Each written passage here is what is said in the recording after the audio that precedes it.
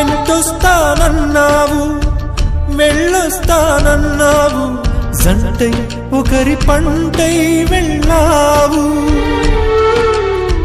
కరుణిస్తానన్నావు వరమిస్తానన్నావు, కరువై మెడకు ఉరివైపోయావు.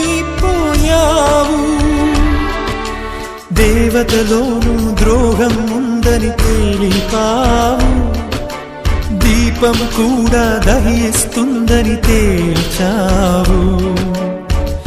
ఎవరిని నమ్మాలి నన్ను తప్ప, ఎవరిని నిందించాలి నిన్ను తప్ప.